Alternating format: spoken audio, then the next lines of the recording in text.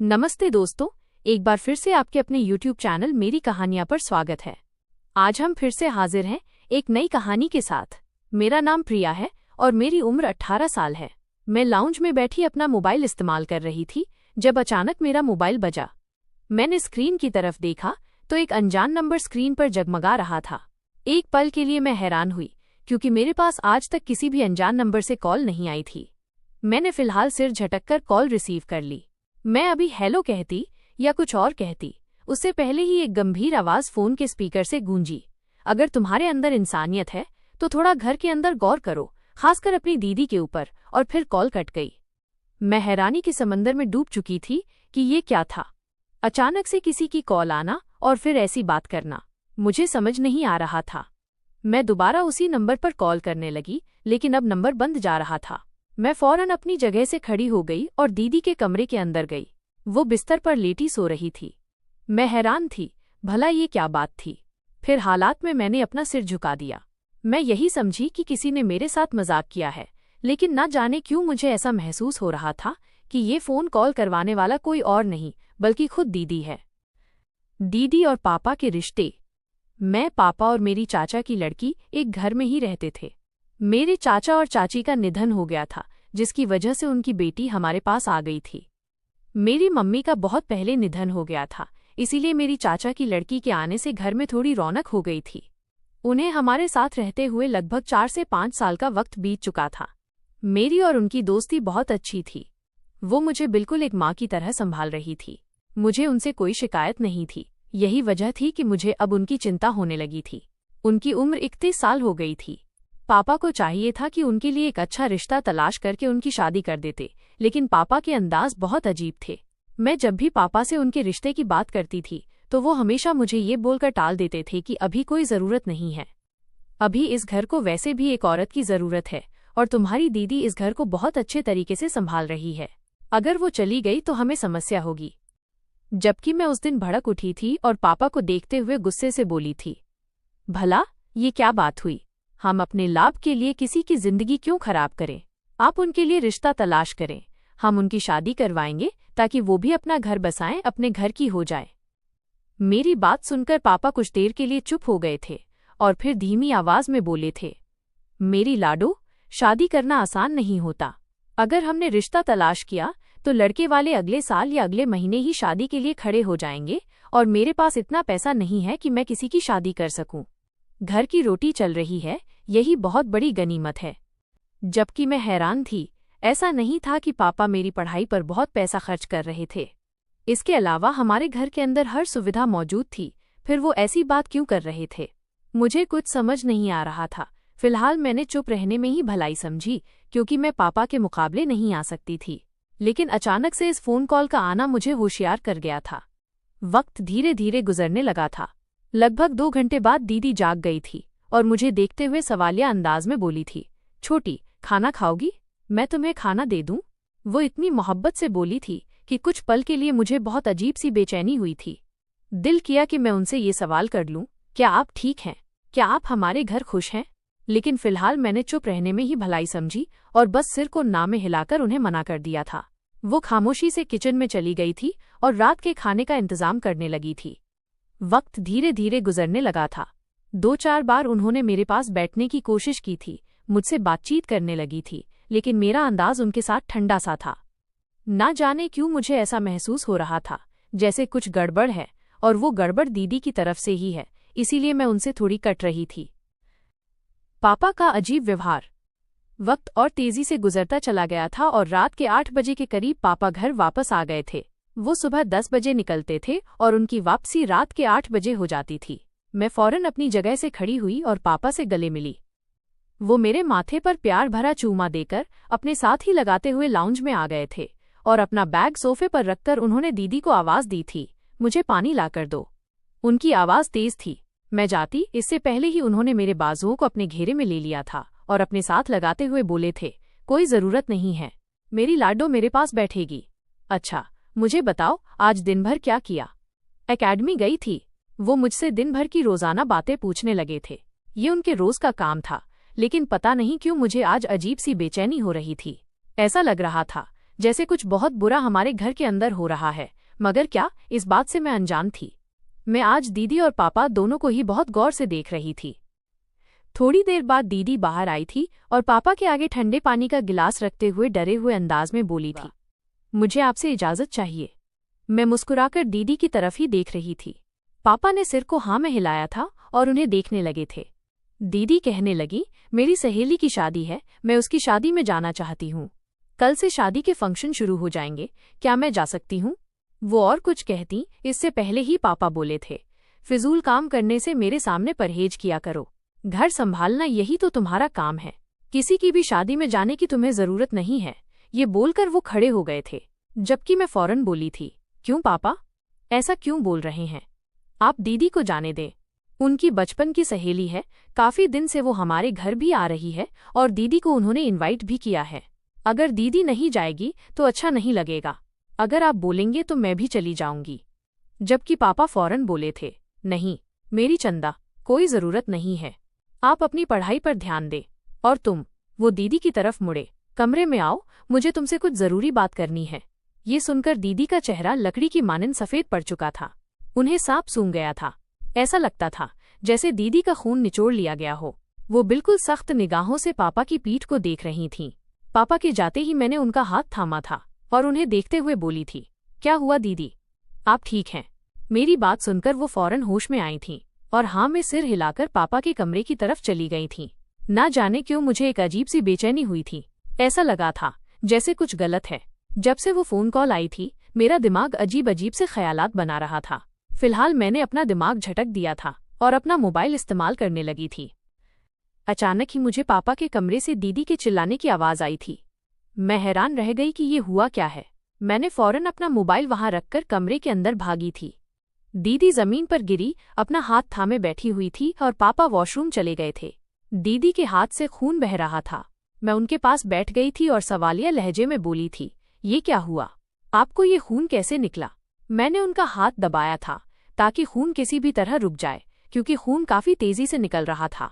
दीदी रोते हुए अपने कमरे के अंदर चली गई थी, जबकि मैं हैरान और परेशान सी जमीन पर बैठी की बैठी ही रह गई थी। ये हुआ क्या था? क्या पापा दीदी को मारते थे या फिर कोई और बात थी? मेरी समझ में कुछ नहीं आ रहा था, लेकिन बहुत अजीब सी बेचैनी हो रही थी, जिससे ये साफ जाहिर था कि कुछ तो है जो मेरी आंखों से छुपा हुआ है। वक्त धीरे धीरे गुजरता जा रहा था। थोड़ी देर बाद दीदी कमरे से बाहर आईं तो उनके हाथ में पट्टी बंधी हुई थी और वो सिर झुकाकर मेज पर खाना लगा रही थीं। पापा भी आ गए थे और सोफे पर बैठे हुए थे। उनके चेहरे पर चट्टानों की तरह सख्ती थी। जब भी मैंने उनसे कोई सवाल किया, उन्होंने जवाब नहीं दिया था, वरना मेरा इरादा उनसे ये पूछने का था कि क्या उन्होंने दीदी पर हाथ उठाया है जो उनके हाथ से खून निकल रहा है। मगर फिलहाल मैं चुप रही थी। मगर मैं दीदी की हर हरकत को बहुत गौर से नोट कर रही थी। उन्होंने जब पापा की प्लेट में खाना डाला था तो उनके हाथ कांप रहे थे। हालांकि मैं रोज पापा के साथ बैठती थी, हम सब साथ खाना खाते थे, लेकिन आज उस फोन कॉल की वजह से मैं ये सब कुछ ज्यादा नोट कर रही थी और ये सब मुझे अब संदेहास्पद लग रहा था। खाना खाने के बाद दीदी तुरंत ही बर्तन समेटकर किचन में चली गई और पापा भी अपने कमरे में जाने लगे थे, जब अचानक मैंने उन्हें पुकार लिया था। उन्होंने मुझे सवालिया निगाहों से देखा तो मैं उनकी तरफ देखते हुए बोली थी, पापा, मुझे आपसे एक जरूरी बात करनी है, मैंने जल्दी में कहा था। पापा ने मुझे देखा था और मुझे अपने पास आने का इशारा किया था। मैं तुरंत उनके बाजुओं में समा गई थी और वो मुझे अपने साथ कमरे में ले गए थे। बिस्तर पर बैठकर मैंने उन्हें देखा था। वो मुझे ही सवालिया निगाहों से देख रहे थे। मैंने गहरी सांस हवा में छोड़ी थी और पापा को देखते हुए बोली थी, आपसे एक बहुत जरूरी बात करनी है। पिछली बार भी आपसे बात की थी, लेकिन आपने इस बात को टाल दिया था। लेकिन पापा, ये कोई छोटी बात नहीं है। दीदी की उम्र 31 साल हो गई है। अगर हम वक्त पर उनके लिए अच्छा रिश्ता तलाश करके उनकी शादी नहीं करेंगे तो ये बहुत गलत बात हो जाएगी। दीदी की पूरी जिंदगी का सवाल है, आपको समझना चाहिए। किसी की बेटी के साथ अगर हम इस तरह से भेदभाव करेंगे तो ऊपर वाला हमें माफ नहीं करेगा। चाचा क्या सोचते होंगे कि हमने उनकी बेटी को इतने साल से अपने घर में रखा हुआ है, वो भी सिर्फ इसलिए कि हमारे घर की देखभाल कर रही हैं। पापा, ये बहुत गलत बात है। मैं और कुछ कहती, इससे पहले ही पापा मेरी बात काटते हुए बोले थे, प्रिया, मैं आपसे बहुत प्यार करता हूँ।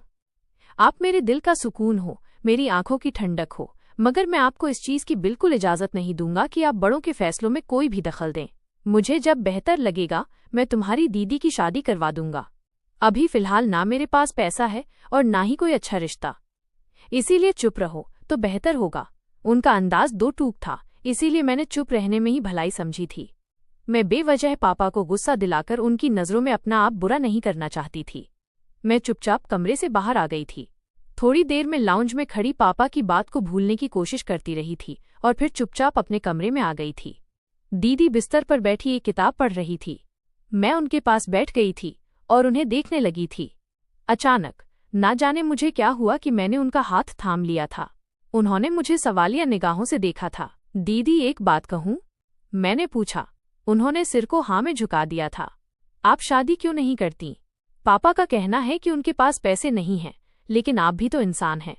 कोई ना कोई तो आपको भी पसंद होगा, तो आप बात करें, क्या पता बात बन जाए। मेरी बात सुनकर उन्होंने अचानक मुझसे अपना हाथ छुड़ा लिया था और धीरी आवाज में बोली थी, प्रिया, रात बहुत ज्यादा हो चुकी है, तुम सो जाओ, मुझे भी नींद आ रही है। ये बोलकर उन्होंने अपनी किताब भी बंद कर दी थी और करवट मोड़कर सोने लगी थीं। लेकिन ना जाने क्यों मुझे बहुत अजीब सी बेचैनी हो रही थी, इसीलिए मैं अपनी जगह से उठी और दीदी के पास बैठ गई थी। मैंने उनका हाथ थामा था और उनकी आंखों में देखते हुए एक बार फिर बोली थी, आप मुझसे कुछ नहीं छिपा सकती, मैं आपकी छोटी बहन हूँ। आप मुझे बताइए, आपको हुआ क्या है? आप काफी चुप रहती हैं, शादी क्यों नहीं करती? आप 31 साल की हो गई हैं, आपकी उम्र अब। मैं और कुछ कहती, इससे पहले ही उन्होंने मुझसे अपना हाथ छुड़ाया था और बिना मुझे समझने का मौका दिए कमरे से बाहर चली गई थीं। मैं हैरान थी कि अचानक उन्हें क्या हो गया था। थोड़ी देर तक मैं उनके वापस आने का इंतजार करती रही थी और फिर चुपचाप गहरी नींद में चली गई थी। सुबह सवेरे ही मेरी आंख खुल गई थी। दीदी को देखा तो वो बिस्तर पर गहरी नींद सो रही थीं। मैंने अपना सिर झटक कर जल्दी अपना कॉलेज का यूनिफॉर्म पहनना शुरू कर दिया था। आज मेरा बहुत महत्वपूर्ण लेक्चर था जिसे मैं किसी भी कीमत पर नहीं छोड़ सकती थी। यूनिफॉर्म वगैरह पहनकर मैं बाहर आई तो दीदी का दुपट्टा बाहर पड़ा हुआ था। मैंने हैरान होकर उनका दुपट्टा लाउंज में देखा था, क्योंकि दीदी अपने दुपट्टे का बहुत ख्याल रखती थी। मैंने उन्हें कभी भी बिना दुपट्टे के नहीं देखा था। तो क्या दीदी बिना दुपट्टे के ही कमरे के अंदर आ गई थी? मैंने हैरान होकर अपने बंद दरवाजे को देखा था और फिर किसी एहसास के तहत उनका दुपट्टा उठाकर कमरे में रखाई थी। पापा को देखा तो उनका दरवाजा बंद था। मैंने जल्दी जल्दी अपने लिए चाय बनाई थी और ब्रेड पर मक्खन लगाकर जल्दी से खाकर कॉलेज के लिए रवाना हो गई थी। मैं अपनी ज़ात से कभी भी दीदी को परेशान नहीं करती थी और ना ही अपने ज़्यादा काम उनसे बोलती थी। बेशक उन्होंने पूरा घर संभाला हुआ था, लेकिन मुझे उनका बहुत एहसास था। वो मेरे काम क्यों करती? वो भी इंसान थी। अगर मैं उन्हें ना समझती तो फिर उन्हें कौन समझता? मैं घर से बाहर आई तो मेरी दोस्त पहले ही मेरी इंतजार कर रही थी। मैं उसके साथ ही कॉलेज के लिए रवाना हो गई थी। अभी हम दोनों बस स्टॉप पर ही पहुंचे थे, तब अचानक मुझे अपने नाम की पुकार सुनाई दी थी। मैंने पलट कर देखा तो उसी समय बस आ गई थी।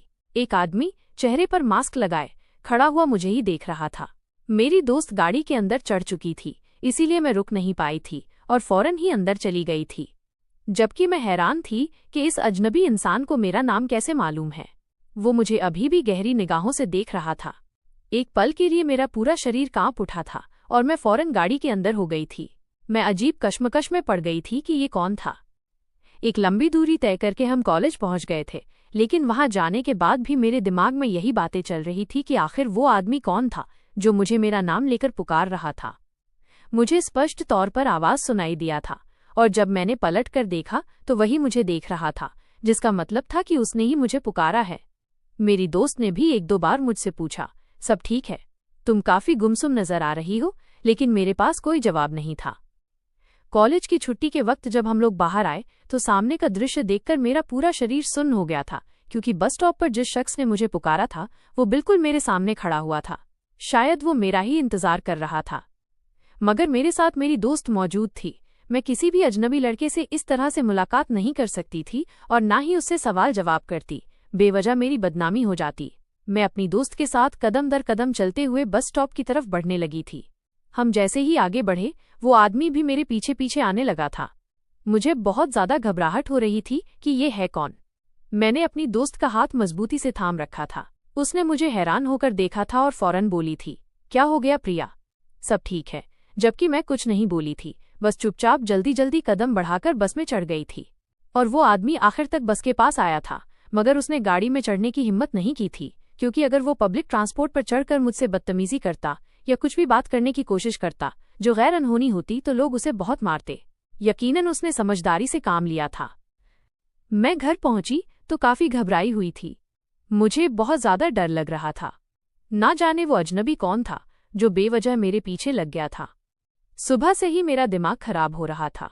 सुबह सुबह दीदी का दुपट्टा लाउंज में देखना, फिर बस स्टॉप पर मेरे नाम की पुकार, और जब कॉलेज से बाहर निकली तो उसी शख्स का सामने होना, ये सब बातें मिलकर मुझे बहुत ज्यादा परेशान कर रही थी।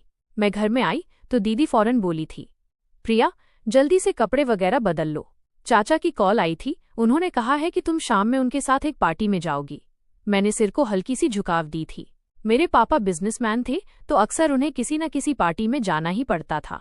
कभी वो मुझे ले जाते थे तो कभी वो दीदी को ले जा आते थे। हम दोनों में से कोई भी उनके साथ जाने पर ऐतराज नहीं करता था, क्योंकि हमें पता था किसी एक लेडी का पार्टी में होना बेहद जरूरी होता था। मैं कमरे में आई थी, लेकिन मेरी धड़कनें बिल्कुल भी सामान्य नहीं हो रही थी। ना जाने क्यों मुझे बहुत ज्यादा बेचैनी हो रही थी। पल भर के लिए मैं सोच में पड़ी थी और एक पल के लिए मेरी आंखों में चमक आई थी। कहीं वो शख्स मुझे पसंद तो नहीं करता, ये सोचते ही मेरे चेहरे पर मुस्कान आ गई थी। मैं 18 साल की थी और गर्ल्स कॉलेज में पढ़ती थी। आज तक मैंने कभी किसी लड़के से बात नहीं की थी, किसी से दोस्ती नहीं की थी। इसीलिए जीवन में ऐसा पहली बार होने पर मैं थोड़ा घबराई हुई थी, मगर ये ख्याल आते ही मेरे चेहरे पर मुस्कान आ गई थी। वो आदमी देखने में अच्छा था। लंबा कद, चौड़ी छाती थी उसकी छाती से साफ तौर पर ऐसा महसूस हो रहा था जैसे वो जिम भी करता हो। यही वजह थी कि मुझे उसमें थोड़ी दिलचस्पी पैदा हुई थी।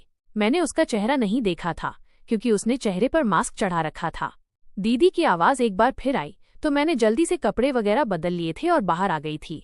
उन्होंने मेरे लिए मेज़ पर खाना लगा दिया था और मेरे साथ ही बैठ गई थी। हम दोनों ने दोपहर का खाना एक साथ ही खाया थी।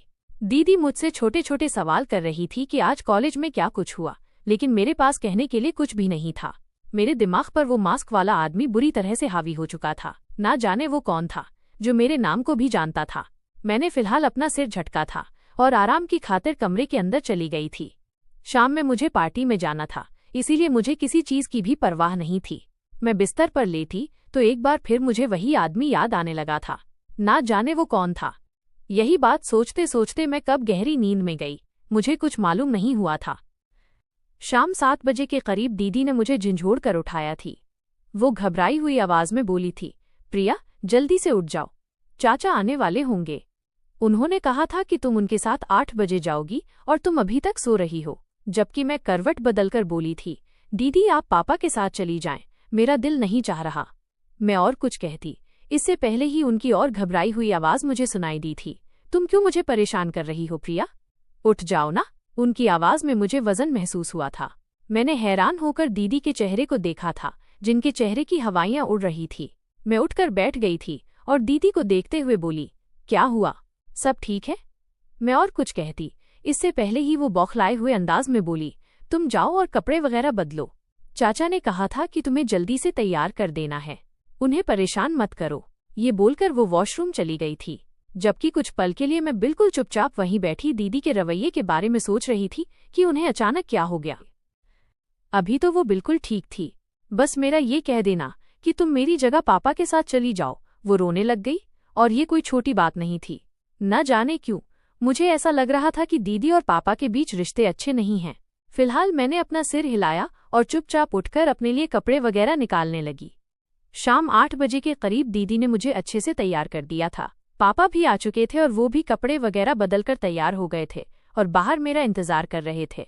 मैं जैसे ही बाहर आई, पापा दीदी को देखते हुए कहने लगे, घर का दरवाजा अच्छे से बंद कर लेना, अपना ख्याल रखना और ज्यादा मोबाइल इस्तेमाल करने की जरूरत नहीं है, आराम कर लेना, हम लोग जल्दी वापस आ जाएंगे। दीदी अच्छी बेटियों की तरह सिरहामे हिलाकर एक तरफ खड़ी हो गई थी। मैं दीदी को बाय बोलकर पापा के साथ चली गई थी। एक लंबी यात्रा के बाद हम पार्टी में पहुंचे थे। पापा के बॉस ने ये पार्टी बड़े अच्छे से आयोजित की थी। बहुत बड़े बिजनेसमैन आए हुए थे। पापा मेरा परिचय सभी से खुलकर करवा रहे थे। उनका अंदाज इस बात की गवाही दे रहा था कि वो मेरा रिश्ता करना चाहते हैं और उनका इरादा भी यही था। अक्सर वे मजाक करते हुए कहते थे कि तुम्हारी शादी किसी बड़े बिजनेसमैन से करवा दूंगा ताकि तुम बहुत खुशहाल जिंदगी जी सको। मेरी एक ही तो बेटी है और मैं उन्हें तुरंत टोक देती थी, बिल्कुल भी नहीं। आपकी एक बेटी नहीं बल्कि 2 बेटियां हैं। मेरे साथ साथ आप उनका भी ख्याल रखा करें। अगर आप मेरी शादी बिजनेसमैन से करवाएंगे तो उनकी शादी भी अब बिजनेसमैन से ही करवाएंगे। पापा हर बार मेरी ये बात सुनकर चुप हो जाते थे। उनके पास इन बातों का कोई जवाब नहीं होता था और मैं कभी कभी इतनी हैरान हो जाती थी कि उनका चेहरा ही देखती रह जाती थी। भला पापा को दीदी से क्या दिक्कत थी, ये बात मुझे समझ में नहीं आती थी। कहने को तो वो उनकी भतीजी थी, उनके भाई की सगी बेटी, लेकिन इसके बावजूद पापा को शायद दीदी पसंद नहीं थी। हालांकि दीदी बहुत अच्छी थी, उन्होंने कभी पापा के सामने ऊंची आवाज में भी बात नहीं की थी। मेरे साथ भी बहुत अच्छा रवैया रखती थी। फौरन खाना देना, मेरे कपड़े इस्त्री करना, मेरे लिए चीजें तैयार करना। कभी उन्होंने नाक मुंह नहीं बनाया था। यही तो वजह थी कि मुझे दीदी बहुत ज्यादा अच्छी लगती थी। अभी मैं कोने में खड़ी ड्रिंक पी रही थी कि अचानक मेरी निगाह एक आदमी पर गई थी जो पापा से मुस्कुराकर बातचीत कर रहा था। न जाने क्यों उस आदमी को देखकर मुझे ऐसा गुमान हुआ था जैसे सुबह मेरी उससे ही मुलाकात हुई थी। मेरी निगाह उसके चेहरे पर गई तो कुछ क्षणों के लिए मैं बिल्कुल अपनी जगह पर स्तब्ध हो गई थी। वो देखने में बहुत खूबसूरत था, बिल्कुल उस आदमी की तरह। उसका लंबा और ऊंचा कद था, शरीर भी जिम जाने की गवाही दे रहा था।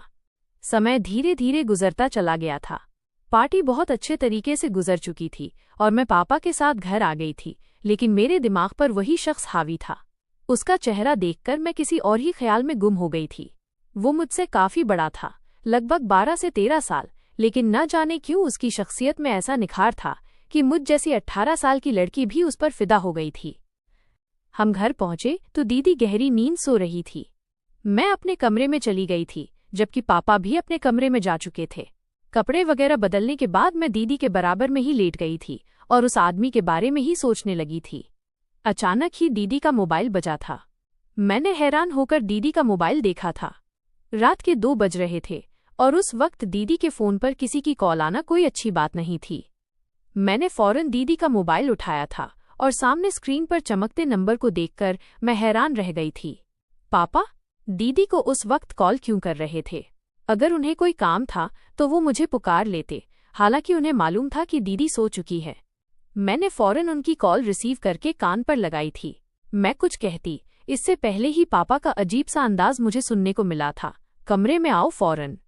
वो और कुछ कहते इससे पहले ही मैं बोली थी, कोई काम है पापा? दीदी गहरी नींद सो रही हैं। मेरी आवाज सुनकर साफ तौर पर पापा को सांप सूंघ गया था। उनके मुंह से एक शब्द भी नहीं निकल रहा था। मैं एक बार फिर बोली थी, सब ठीक है पापा, मैं कमरे में आऊं क्या? जबकि वो तुरंत बोले थे, नहीं नहीं, तुम कमरे में नहीं आओ, मुझे दीदी से ही काम था। अगर वो सो रही है तो तुम भी आराम करो, सुबह बात होगी। ये बोलकर उन्होंने झट से मोबाइल बंद कर दिया था। लेकिन मुझे अजीब सी बेचैनी हो रही थी। ऐसा लग रहा था जैसे कुछ तो है जो पापा मुझसे छिपा रहे हैं। वो क्या था, मैं इस बात से अनजान थी। मेरा माथा ठनका था। उस वक्त पापा दीदी को अपने कमरे में क्यों बुला रहे थे? ये बात मुझे बहुत अजीब लगी थी। मैंने कई बार ये बात महसूस की थी। अक्सर रात के वक्त मेरी आंख खुलती थी तो दीदी कमरे में नहीं होती थी। मैं यही समझती थी कि दीदी लाउंज में होंगी या फिर किचन में कोई काम कर रही होंगी, लेकिन क्या वो पापा के कमरे में होती थी? ये ख्याल आते ही मेरा दिमाग घूम गया था। कहीं पापा दीदी के साथ? ये सोच आते ही मेरा चेहरा शर्म से लाल हो गया था और मैं फौरन ना में सिर हिलाते हुए तौबा तौबा करने लगी थी। नहीं, ऐसा नहीं हो सकता। पापा दीदी के साथ ऐसा नहीं कर सकते। वो रात इसी कश्मकश में गुजर गई थी कि आखिर मामला क्या है, आखिर दीदी वहां करने क्या जाती है। अगली सुबह मैं जागी तो दीदी काफी परेशान सी अपना मोबाइल चेक कर रही थी। मैं कुछ कहती इससे पहले ही दीदी बोली थी, चाचा की कॉल आई थी मोबाइल पर, तुमने रिसीव की थी? मैंने सिर को हल्की झपकी दी थी, जबकि उनके चेहरे पर और परेशानियां आ गई थी और वो फौरन ही कमरे से निकल गई थी। मैं कमरे से बाहर आई तो दीदी पापा के कमरे के अंदर गई थी और कुछ ही क्षण बाद दीदी के चिल्लाने की आवाज आई थी। मैं उनके कमरे के अंदर जाना चाहती थी, लेकिन फिर मैं कुछ सोचकर रुक गई थी। एक बार फिर उनके चिल्लाने की आवाज आई थी। क्या पापा उन पर अत्याचार कर रहे थे या फिर कोई और बात थी? मुझे कॉलेज के लिए भी देर हो रही थी, इसीलिए मैंने एक निगाह उनके दरवाजे पर डालकर अपने कॉलेज की तरफ रवाना हो गई थी। अभी मैं बस स्टेशन पर ही पहुंची थी जब अचानक मुझे एक बार फिर किसी ने पुकारा था। मैं पलटी तो वही आदमी खड़ा हुआ था। आज इत्तेफाकन मेरी दोस्त भी मेरे साथ मौजूद नहीं थी, इसीलिए मैं उस आदमी की तरफ देखने लगी थी और अपनी बस छोड़कर उसके पास चली गई थी। मैं उसे देखते हुए हिम्मत से बोली थी, जी बोलिए, आप रोजाना मुझे क्यों पुकारते हैं? क्या आपको नहीं पता किसी लड़की को आवाज देना बुरी बात होती है? मेरी बात सुनकर वो आदमी अचानक बोला था, अपने घर पर गौर करना। बेशक तुम 18 साल की हो, लेकिन तुम पर अनिवार्य है कि तुम अपने घर के अंदर नजर रखो कि किसके साथ बुरा हो रहा है और किसके साथ अच्छा। यही तुम्हारे लिए अच्छा होगा लड़की। वो एक अजीब से अंदाज में बोलकर वहां से चला गया था, जबकि मैं हैरत के समंदर में डूब गई थी कि ये बात करने का क्या तरीका था। आखिर हमारे घर के अंदर ऐसा क्या हो रहा था जो बार बार मुझे इस चीज की आगाह की जा रही थी। मैं वहीं बैठी रही थी। आज मैंने कॉलेज जाने का इरादा कैंसिल कर लिया था। क्या मुझे घर जाना चाहिए था? एकदम मेरे दिमाग में एक ख्याल आया था, क्यों ना आज मैं घर जाकर देखूं दीदी क्या कर रही है। पापा भी घर पर ही मौजूद थे। कल रात की फोन कॉल ने मेरा माथा ठनका पर मजबूर कर दिया था। मैंने एक निगाह बस स्टेशन पर डाली थी और खामोशी से उठकर घर की तरफ रवाना हो गई थी। मेरे होठों पर बस एक प्रार्थना जा रही थी कि जैसा मेरे दिमाग में ख्याल आ रहा है वैसा न हो, पापा इस तरीके की हरकत न कर रहे हों। मगर न जाने क्यों मुझे खतरा महसूस हो रहा था। मेरी मम्मी को मरे हुए काफी अरसा बीत गया था, इसीलिए पापा से किसी भी चीज की उम्मीद की जा सकती थी, क्योंकि जिस तरह का रवैया उनका दीदी के साथ होता था वो कोई मामूली नहीं था। दीदी जब जब पापा को देखती थी तो वो बुरी तरह से घबरा जाती थी। उनके चेहरे पर एक अजीब सी परेशानी छलकने लगती थी। वो उनका काम करते हुए बुरी तरह से कांपना शुरू कर देती थी और अगर उनसे कोई गलती हो जाए तो उनका हाल बहुत खराब हो जाता था। पापा की एक पुकार पर वो फौरन उनके कमरे में चली जाती थी और अक्सर वक्त बेवक्त उनके कमरे से उनके चिल्लाने की आवाजें आती थी। कुछ वक्त तो मैं चली जाती थी, लेकिन कुछ वक्त मैं यही सोचती थी कि इन दोनों का मामला है वो खुद सुलझा लेंगे तो ज्यादा बेहतर होगा। लेकिन अब मैं बड़ी हो गई थी। मैं 18 साल की थी। अगर अब मैं अपने घर में नजर नहीं रखती तो ये वाकई बहुत गलत बात होती। दीदी की जिंदगी का सवाल था। वो घर में रहते हुए बूढ़ी हो रही थी और पापा को उनका बिल्कुल ख्याल नहीं था। वो उनकी शादी करवाना ही नहीं चाहते थे और ये एक बहुत मामूली काम था। मैं घर पहुंची तो दरवाज़ा खुला हुआ था। मैंने फौरन ही अपने कदम आगे बढ़ाए थे। मेरे कदम रखने की देर थी कि पापा के कमरे से दीदी के चिल्लाने की आवाज़ें आ रही थी। ऐसा लगता था जैसे वो बहुत तकलीफ में हो, किसी दर्द में चिल्ला रही हो, और ये चीखें बहुत अलग थी। मैं फौरन पापा के कमरे की तरफ बढ़ी थी। मेरा दिल पूरी तरह से घबरा रहा था। मैंने जैसे ही दरवाजे पर हाथ रखा तो दरवाज़ा टिक की आवाज़ से खुल गया था और जब मैंने सामने का मंजर देखा तो मेरी रूह कांप गई थी। मैंने कभी भी ये कल्पना भी नहीं की थी कि ऐसा मंजर भी मुझे देखने को मिल जाएगा। कुछ पल के लिए मुझे लग रहा था जैसे मेरे कदमों तले जमीन निकल गई हो, क्योंकि मेरे पापा मेरी दीदी के साथ गलत। वो दोनों ही मुझे देखकर बुरी तरह से डर चुके थे। दीदी के चेहरे आंसुओं से तर थे, जबकि पापा के चेहरे पर एक अजीब वहशत तारी थी। मैं फौरन कमरे से बाहर आ गई थी और सीने पर हाथ रखकर गहरी गहरी सांसें लेने लगी थी। मेरी आंखों से आंसू लगातार बह रहे थे। मुझे बहुत अफसोस हो रहा था कि मेरे पापा इस हद तक गिर सकते हैं। मुझे उनसे नफरत महसूस हो रही थी। थोड़ी देर बाद ही पापा बाहर आ गए थे। दीदी भी फौरन रोते हुए अपने कमरे में जा चुकी थी। मैंने एक नफरत से भरी निगाह उनके वजूद पर डाली थी और चिल्लाकर बोली थी, आपको शर्म आनी चाहिए। वो आपकी बेटी है, आपके भाई की सगी बेटी। आप उसके साथ इस तरह का अंजाम दे रहे हैं। क्या आपको शर्म नहीं आती? मेरे मुंह में जो आया था मैं बोलती चली गई थी, जबकि पापा का सिर झुका हुआ था। मैं और कुछ कहती इससे पहले ही पापा बोले थे, मैं क्या करता हूँ? तुम्हारे खातिर मैंने शादी नहीं की, मगर मैं इंसान हूँ। इंसान को हर एक चीज की जरूरत महसूस होती है। इसी तरह वो और कुछ कहते इससे पहले ही मैंने उनके सीने पर हाथ रखकर उन्हें धक्का दिया था और उनकी आंखों में देखते हुए गुस्से से बोली थी, शर्म आती है ये कहते हुए कि आप मेरे बाप हैं। डूब मरना चाहिए आपको, किसी की बच्ची के साथ। आपको ये करते हुए शर्म नहीं आई? ये ख्याल नहीं आया कि जो इंसान जैसा करता है वैसा ही उसको मिलता है? अगर आप किसी की बच्ची के साथ ऐसा करेंगे तो आपकी बेटी के साथ भी यही सब होगा। मेरा बस नहीं चल रहा था कि मैं पापा के साथ कुछ कर गुजरूं। इसी दौरान हमारे दरवाजे पर खटखटाहट हुई थी। मैंने पलटकर देखा तो वही आदमी खड़ा हुआ था जो बस स्टेशन पर मुझे मिला था, लेकिन उसका चेहरा देखकर मैं सकते में आ गई थी। ये वही आदमी था जो उस दिन पापा से पार्टी के दौरान बड़े मुस्कुराकर मिल रहा था। उसके पीछे उसके गार्ड्स भी खड़े हुए थे। वो अंदर आ चुका था और पापा का गिरेबान पकड़कर बिना सोचने का मौका दिए उनके मुंह पर एक मुक्का मारते हुए बोला था, बस इसी दिन का इंतजार था मुझे, और ये दिन मुझे मालूम था बहुत जल्द आएगा। तुम क्या समझे थे? तुम एक लड़की के साथ घर के अंदर गलत कारस्तानी करते रहोगे, उसे हैरेस करते रहोगे और तुम्हारे सच किसी को पता नहीं चलेगा। तुम जैसे लोगों को जिंदा रहने का भी कोई हक नहीं है। ये कहते ही उसने फौरन पुलिस को अंदर बुलाया था, जो बाहर खड़ी हुई थी। मैं चुपचाप एक कोने में खड़ी ये सब देख रही थी। मेरी आंखों से आंसू बह रहे थे। मेरा दिल ऐसा था जैसे अभी फट जाएगा। मैंने सोचा भी नहीं था कि मेरा बाप, जिसे मैं अपना आइडल मानती थी, जो मेरा सब कुछ थे, जिनकी दुआओं से मैं थी, वो एक दरिंदा था। उनके अंदर इंसानियत नहीं, बल्कि इंसानियत के पीछे छुपा हुआ एक दरिंदा था। इस आदमी ने तुरंत मेरे पापा को अरेस्ट करवा दिया था, हैरेसमेंट के केस में और रेप के केस में। पापा को 10 साल की सजा सुनाई गई थी, जबकि दीदी एक कोने में खड़ी हुई थी। उनकी आंखों से झरझर आंसू बह रहे थे। मैंने तुरंत उन्हें अपने सीने से लगा लिया था, जबकि वो मुझे देखकर और जोर जोर से रोई थी। पुलिस पापा को ले गई थी, जब अचानक इस आदमी ने मेरी दीदी का हाथ पकड़ा था और उनकी आंखों में देखते हुए बोला था, सोनाली, मैंने कहा था ना, मैं सब ठीक कर दूंगा, बस मुझे थोड़ा समय दो। मैं हैरान होकर कभी दीदी को तो कभी इस आदमी को देख रही थी। फिर दीदी ने मुझे बताया था कि वो राहुल को पसंद करती है। उनकी मुलाकात उनसे फेसबुक पर हुई थी और वहीं पर इन दोनों की बातचीत शुरू हो गई थी। बातों ही बातों में उन्होंने अपने ऊपर गुजरने वाली हर दास्तान उन्हें सुनाई थी। पापा रोजाना रात में उन्हें अपने पास बुलाकर जबरदस्ती उनके साथ ये काम अंजाम देते थे। उन्हें मारते भी थे और उन्हें ये बात जाहिर करती थी कि वो उनकी बीवी है, मगर ये हकीकत नहीं थी। वो उनकी भतीजी थी और ऐसा करना भी गुनाह है। इस आदमी ने दीदी से शादी की थी और मुझे भी अपने साथ अपने घर ही ले गया था, क्योंकि मैं अकेले नहीं रह सकती थी। वो मेरा बहुत शुक्रगुजार था, क्योंकि मैंने पापा को रंगे हाथों पकड़ा था। वो मेरी दीदी का बहुत ख्याल रखते थे और मेरा भी बहुत ख्याल रखते थे। दीदी और उन्होंने कभी मुझ पर कोई रोक टोक नहीं की थी, बल्कि वो लोग मेरी जिंदगी संवार चुके थे। मेरी पढ़ाई पूरी होने के बाद राहुल भाई ने मेरी शादी एक अच्छे लड़के से करवाई थी, जो देखने में भी बहुत खूबसूरत था और खानदानी भी अमीर था। मैं भी एक अच्छी जिंदगी गुजार रही हूँ और मेरी दीदी भी, जबकि पापा जेल में पड़े हुए हैं और मुझे उनकी बिल्कुल याद नहीं आती। भला मैं उनको क्यों याद करूँ? जिस इंसान को ये एहसास नहीं कि बीवी और भतीजी में क्या फर्क होता है, इस इंसान को ऐसी जगह में ही रहना चाहिए।